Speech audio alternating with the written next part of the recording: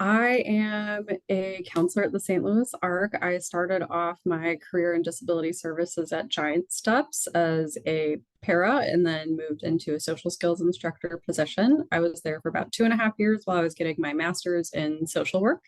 And then I did my practicum at the Arc with Sharon and somebody who used to work here, Ann Mangelsdorf, who I'm sure a lot of people know, and was able to get really good experience here and wanted to continue working here. So I worked in Capable Kids and Families for 2 years and then moved in the family navigator role and now full-time counselor. So very excited to be here. Me too. And let me just say, I think we really identified a lot of reasons why it's important for us to have a counselor. So before we launch into some mental health tips and resources, can you just talk a little bit about why you feel that there is a need for us to offer counseling at the St. Louis Arc? Yeah, so people with disabilities are have one of the highest rates of abuse and also comorbidity with mental illness. So a lot of that ends up being ignored, especially if somebody sees somebody has a diagnosis of intellectual disability or developmental disability. The mental health piece is not necessarily seen or worked with. A lot of times people might just see the disability where the diagnosis might get a little wrong. So having the combination of those two, I felt like it was a really good thing for people with disabilities to have someone that understood what the disability diagnosis meant, as well as what a mental health diagnosis might look like within that dual diagnosis piece. Excellent. Yeah, I'm thrilled. Uh we have a waiting list, even though we've expanded you to 40 hours a week. We already have a waiting list for people. And I think it really speaks to the need, not just for counseling services, but for counseling services that really understand the unique needs of our population. So I'm very grateful to have you on our team. I know that you've got some mental health information to share, so I'd like to have you start with that, and then if we have time, we'll circle back to some of the counseling conversation. So if we are in a mental health crisis, please call 988 or 911. These are 988 has mental health professionals that can help you over the phone or come to your house if you do need immediate help. So just before we start the presentation, so how are we affected by mental health? So let's think about a traumatic or stressful event. When our bodies endure this, they go into fight or flight. This causes our baseline to go into a more anxious state. The mind will have a hard time knowing when something is a threat or safe because our nervous system thinks it's being threatened. This is what happens when mental health is affecting our everyday lives. We cannot process information like we typically would. When this starts to happen, we need to find a way to calm ourselves down. So, what this means is whenever we do have a long term stressful event, I really like to think of COVID, or if somebody ends up in a car accident and is in the hospital for a little bit, it takes a very long time for our nervous system to calm down. And we really need to work at those coping skills to be able to do that. If anybody has read the book, The Body Keeps Score, that is a really wonderful book. It is really informative about trauma that we may have had in our past and how our body reacts to that now. So really learning how to cope. A lot of people do deep breathing. That's a really fast, quick way to teach our nervous system how to calm down and when we need to be less anxious. So that's really helpful. Stress and anxiety. So that can cause a lot of cortisol levels to go up, which affects our physical health. A lot of people who experience being unhoused or poverty, their cortisol levels are at a constant state of being higher. So a lot of times that will affect their health. They might have higher rates of cancer or higher rates of just getting sick all the time. This makes our immune system a lot weaker. This also causes our bodies to be in a natural state of anxiety. So again, our baseline is going to be much more heightened. And that's how we need to learn how to have those coping mechanisms and also things that might trigger us. Because if we're already at an anxious baseline, if something comes along and triggers us, let's think about when we might be at work and having a really stressful week. And we come home and maybe something breaks, maybe our car breaks down. That's going to be an extra level of anxiety. So we might react stronger to the carb breaking down than we usually would because our baseline is already pretty high and anxious. So this makes our cup already full and we cannot take on anymore. So thinking about that carb breaking down, when we already have that really stressful week on top of a carb breaking down, that's kind of the straw that breaks the camel's back per se. So really thinking about how we can manage our stress and anxiety and ways to cope throughout those times is a really good way to do that. I like to think of a body check.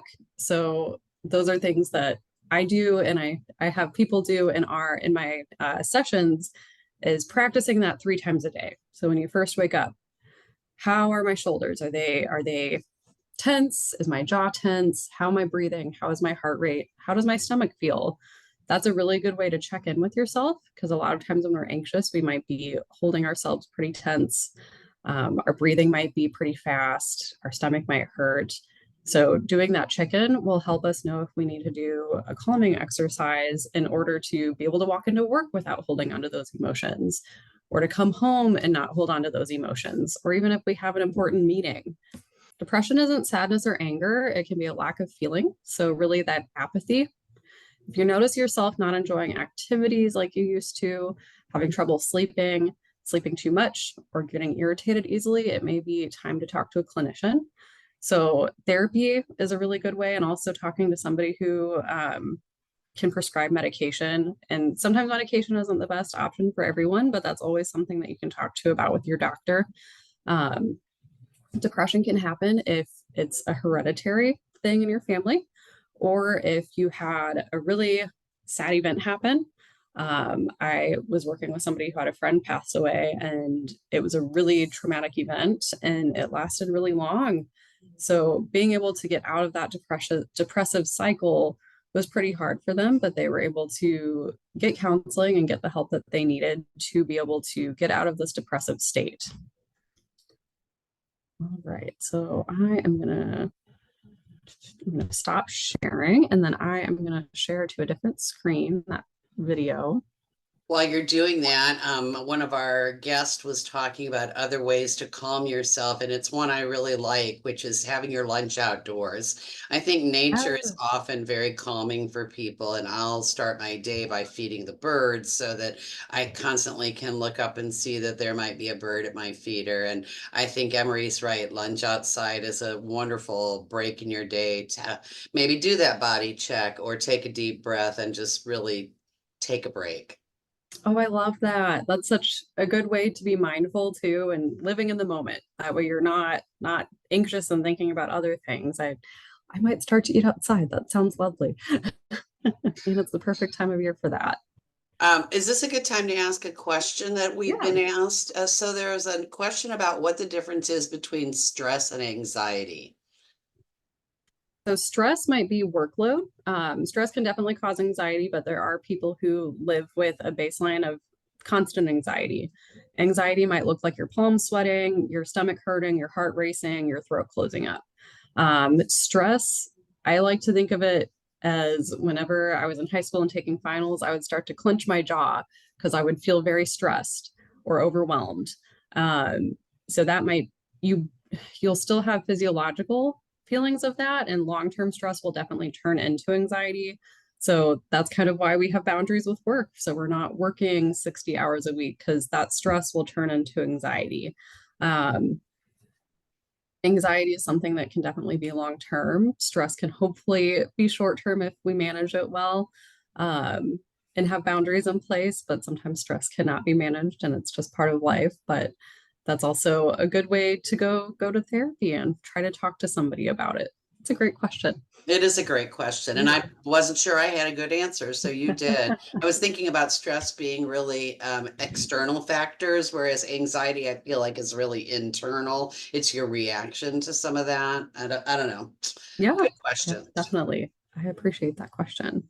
All right, here is a video about depression. It's a really good way to how to explain depression and how people live with it. I think it's interesting though, because I do think I really like how it highlighted that people feel like they have to pretend they feel good and pretend they're happy, and I see that in myself. I see that I know that that some of that came out a little bit more during COVID, with my social groups, particularly large groups. People started to really acknowledge how much anxiety they had, how they were feeling, and making more accommodations for each other. And I think the more we talked about it, the more we did put in place systems that were better for everybody all the time, which makes it really good. Yeah, definitely. I feel like COVID brought out a lot of that and kind of that isolation feeling where now I like to call them safety nets. So like whenever you do have depression and you're aware of it, so you're able to know how to cope. He was talking about it in the video of don't let yourself get stressed or overstressed because that's something that can cause depression to get a little bit worse. For COVID, I think naturally helped people know how to do that, or not naturally, but forced people to learn how to do that. I want to talk a little bit about a grant that we recently received. I'm going to summarize a little bit about it and then have you add to it. All right, so we just got a mental health first aid grant, which sounds confusing, I think. Can you tell everybody a little bit about what mental health first aid is and what we'll be doing within the context of this grant?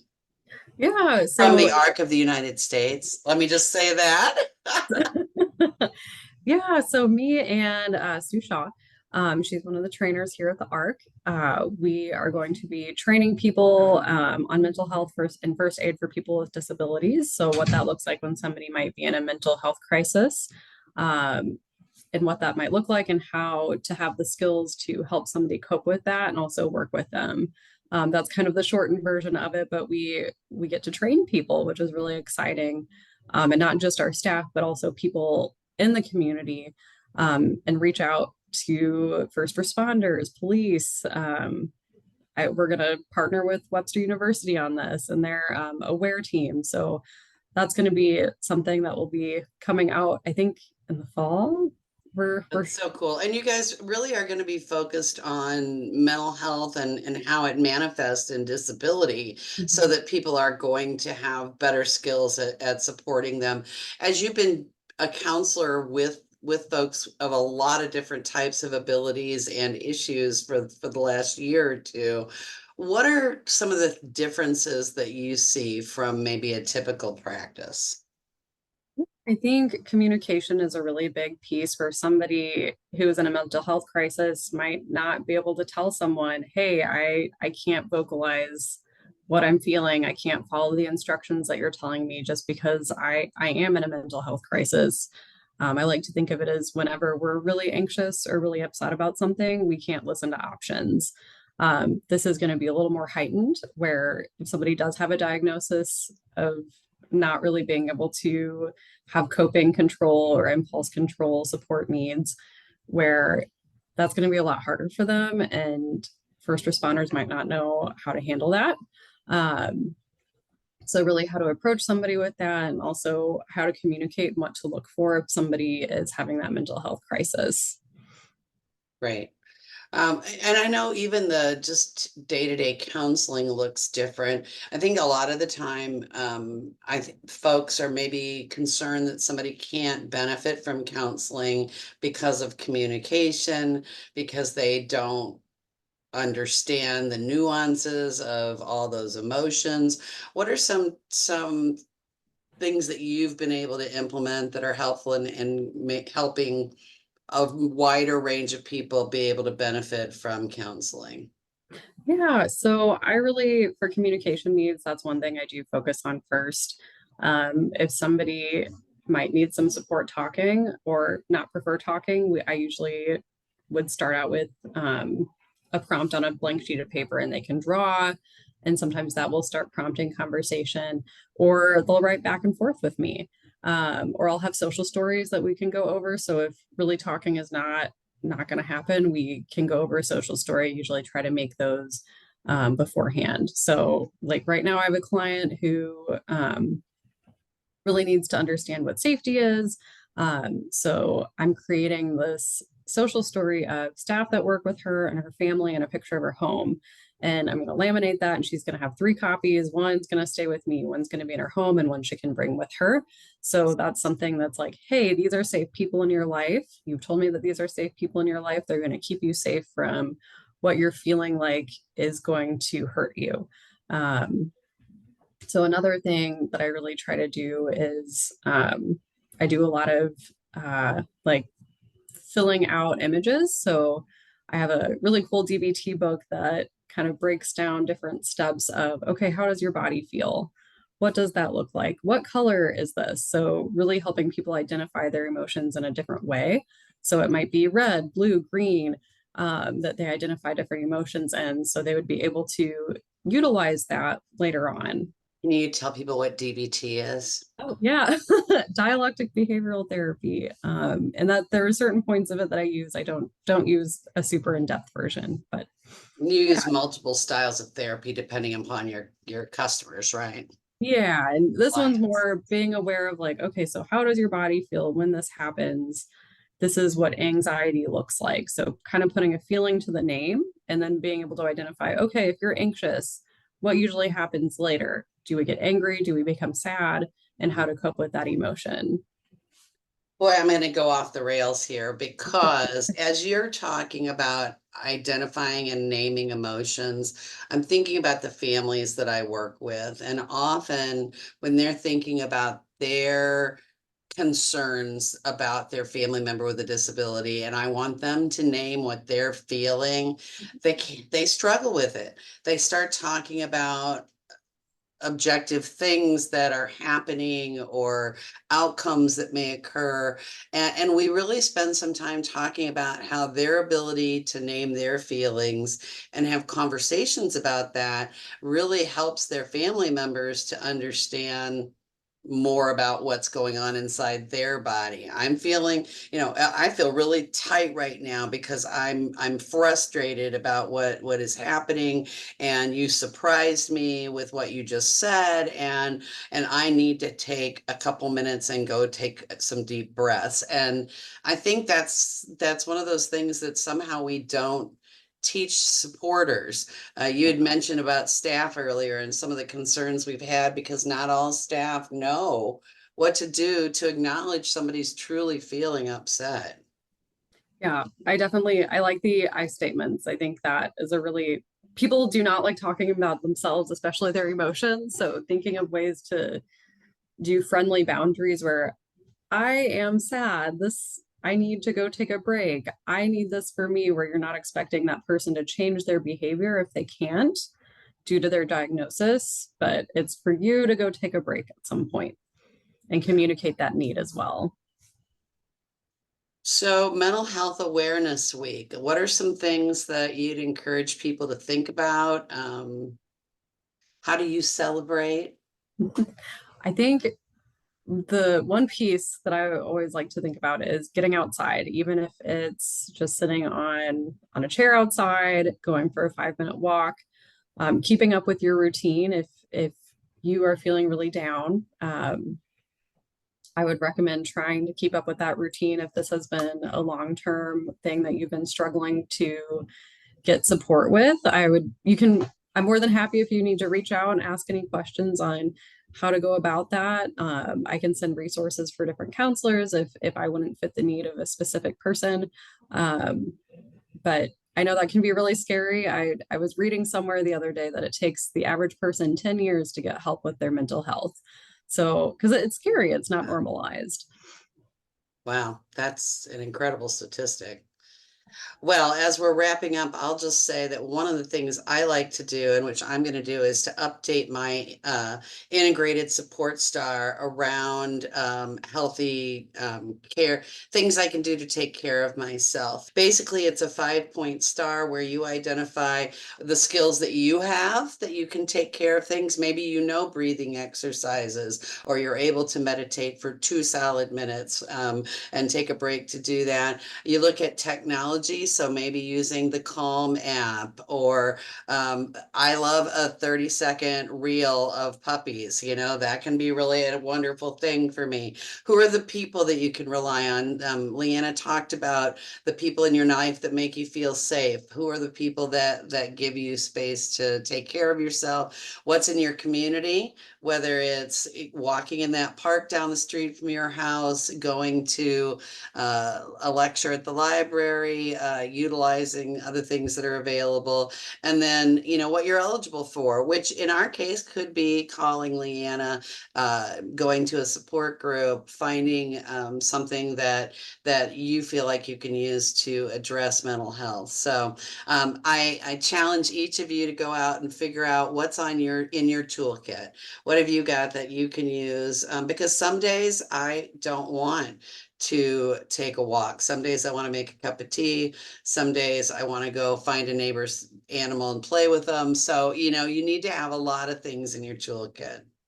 I heard someone say that when our glass is empty and we just need to do something for our mental health, it's okay to watch those trash TV shows because it's not our lives. We can watch it and relax, and you don't have to think deeply about it. So You know, that is that like definitely something self-care. I can add to my list because I do Yes. have my favorites. Okay, it is 3:30. Leanna, I'm going to let you have the last word. So what else would you like to leave folks with? Yeah, really reaching out to people that support you, things that bring you joy. Staying in routine is really helpful if you feel like you are struggling. That can be really hard. But if you feel like that's not working, feel free to reach out to providers. Psychology Today is a great resource as well.